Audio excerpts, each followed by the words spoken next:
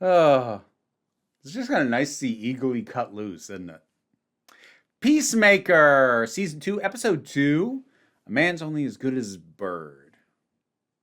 This was good. It's remaining good. Now, I'm still a little bit nervous because it is by the end of the episode. I'm going to get into spoilers pretty much right away. Short version, spoiler free version is it's good. Watch it if you care. Otherwise, we're doing this. Um, it is dipping its toes into the storyline that I am nervous about, with the idea that the Chris that we know is going to try and replace the one that he killed, because he is now in the other universe starting to text that version of Harcourt, which is the plot line that I don't really want, because I don't super enjoy the whole liar revealed storyline as a trope, partially because it almost unavoidably leans into some pretty heavy cringe as you're watching somebody fumble their way through trying to pretend to be somebody they're not. I'm not saying it never ever works for me, but most of the time it doesn't, because most of the time it's done pretty clumsy. I have some hope that it's going to be handled better here, but it's still just one of those tropey plot lines that I get nervous seeing it show up at all, just because most of the time I don't care for it. All that having been said, other than that, yeah, pretty good stuff. I like how really morbid the dealing with the body of the alternate universe Chris is. And they don't ease up on that, right down to dismembering and then incinerating it. You still see the face, that goofy little face that he's making, oh, good grief. Here was something that was interesting that I found myself thinking, because it's pretty common for me to get annoyed and frustrated when a subsequent season of a TV show basically starts with everybody being miserable. That usually tends to annoy me more often than not. But it wasn't here. And I had to think about why. And the reason is that why it annoys me in so many other shows is because a lot of other shows have a much stronger sense of triumph by the end of a season. So then when you start a new season off and everybody's miserable for different reasons, including reasons that happened off screen between seasons, then it just feels like you went, yeah, no, we're not gonna allow them to be happy and to be doing okay, because then we couldn't knife twist and get more stories, and it feels oftentimes contrived and just a little mean to the characters. I didn't feel that here, and I think a lot of that has to do with the fact that there wasn't a ton of triumph in that previous season. They dealt with the immediate threat, took care of all that, but in terms of everybody's personal business, nah. They either all had the same issues that they had before, or were only just starting to deal with stuff, but still weren't that. Chris, killed his incredibly racist dad. Good for him.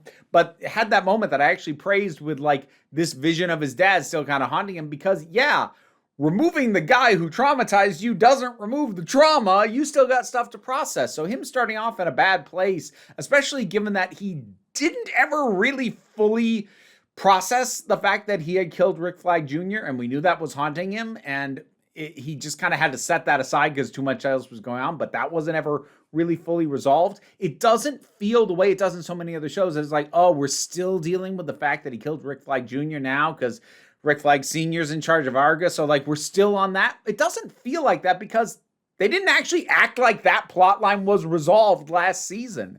In hindsight, there was a bunch of stuff usually having to do with character arcs that was kind of unresolved, but it didn't feel that way because it still felt like a good, satisfying thing, but it didn't conclude in a way that left me feeling this should be it for these characters. This was the most important thing that would ever happen to them, and that was the wrap up of their story. I didn't necessarily feel that about many or possibly even any of them.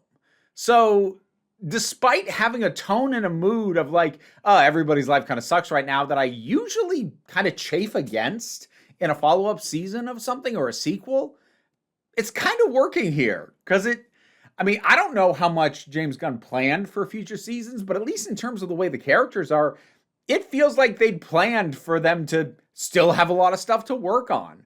in subsequent seasons. So yeah, like even the fact that Adebayo, split from her wife, even that doesn't land as wrong as a lot of off-screen breakups do. And I do think the scene that they have together here was quite well handled, and you can see how much Adebayo like just not only wants, but I don't want to say is assuming, but is definitely hoping like that this truly is just a break and is just temporary. And her wife is very much moving on, assuming that it isn't. And I think that's well handled. Tim Meadows' character, was it Fieri? Something like that? Bird blindness. Look, let me be upfront. That's really stupid. And especially once we realize it's actually true and not just something he was saying to screw with economists. Like, that's really stupid. Boy, he sells it, though. There's a sincerity to his delivery and the execution of that. There's like, this shouldn't work, but it does make me laugh and make me smile. So, yeah, sure. Why not?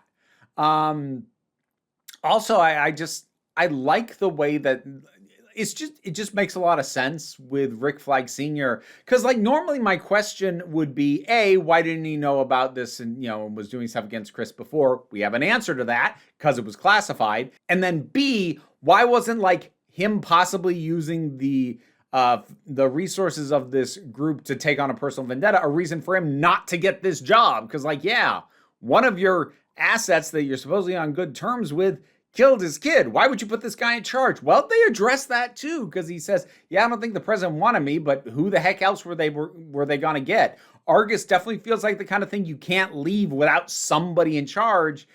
And if he's qualified, he's who you stick in if that's all you've got. So just little offhanded bits of dialogue addressing the kind of questions I might otherwise ask that might take me out of the story. And also, again, good performance. He sells, that fury at the frustration and like the little flashes we get back to the Suicide Squad. Well handled. Good stuff.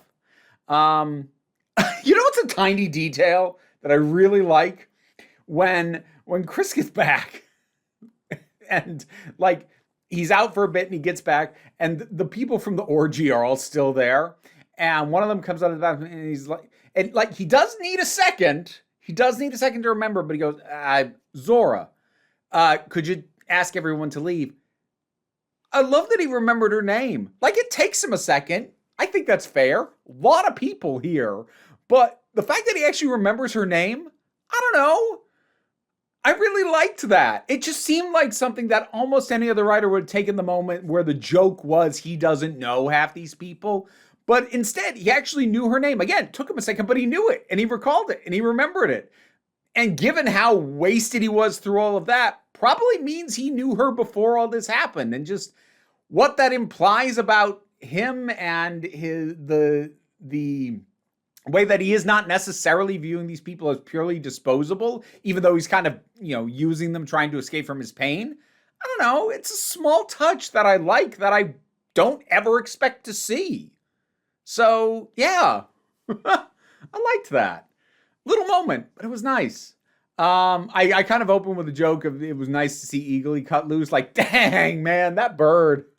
I got a little nervous. Like, they're not going to hurt Eagle, are they? Then I just saw how much ass he was kicking. I'm like, oh, no. This is just his time to shine. Go for it, buddy. Go for it. And he did. And it was glorious. I'm not sure how much else there is to say. I am still predicting that, like, the Chris that he killed was actually, like, a real piece of garbage. I'm expecting that to be that, like, a worse version of him got to have a better life. I'm expecting that to kind of be the thing. But we'll see. We'll see. And just watching these people have their time together, like on the roof, it was nice, even when it gets awkward at points. This show, James Gunn in general, not 100% of the time. Like, I still did not like Guardians of the Galaxy Volume 3 nearly as much as everybody else I knew, and I had nitpicks about that one. But by and large, a lot of his body of work is made up of stuff that on paper, I'm like, oh, I don't like when writers do that, but he finds a way to thread a needle to make it work. Again, stumbles on occasion, didn't super like the very last episode of Creature Commandos either, but for the most part, definitely by volume of how many times he deals in tropes, ideas, storylines, etc., that I generally am averse to, and how often he makes it work, dude's got a real good batting average with me on this stuff. And like, I don't have total faith in the guy because, like I said, there will occasionally be stumbles, but he's got a real solid track record. And while I am still a little bit nervous about the idea that the Peacemaker we know is going to try and pretend to be the other one, I'm hoping that's not too drawn out for however long they do that. But while I am still nervous about it, I'm not terrified of it because James Gunn handles this stuff better than most people. So yeah, still digging it. Peacemaker, Season 2, Episode 2. What did you think about it? Whatever your thoughts are. Drop something down in the comments. Let's talk about it. Patreon pays the bills and enables me to do this as my living, even if you can't help me out that way. Like, share, subscribe. Those all help. Don't worry too much about it, though. We take a relaxed attitude around here, so you can just come on back next time you need a break. And now to thank my highest supporting patrons. Robin Moore, Jared Boyce, Zubin Fulla, Auntie Kate 808, Mira G, Angry Casperl, Dave Hall, Movie Turtle, Oliver B, Sean Miller, Welsh Wrestling Geeks, Melissa Pedersen, Mary Mello, Becky Sparks, Loki Eris, Tracy Scrabbit, Pal Barabajoggle, and Sir Didymus is my favorite. Don't worry, the rats are all fine, but my rat wrangler is not here right now, and I thought we could have Archie say hi. Or not.